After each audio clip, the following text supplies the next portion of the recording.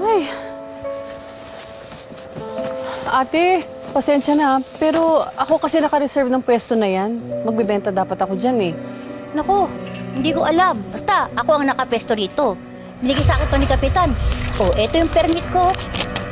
Hindi eh, nagpunta ako sa kanya kahapon Kahapon eh. ko lang nakuha yung permit ko na yan. Teka muna, bakit nagkaganon? Hindi ko alam. Basta, ako ang nakapesto rito. Oh, anong gulo to, Glinda? Mang Ben, Oh, kasi ho itong pwesto na to pina-reserve ko kahapon kay Kapitan. Bakit naman pinamigay niyo sa iba? hindi ka ba napagsabihan? Tinatanggal ka ni Hermana Joy sa listahan ng mga tindera sa pista. Oh, Opo. Pasensya ka na.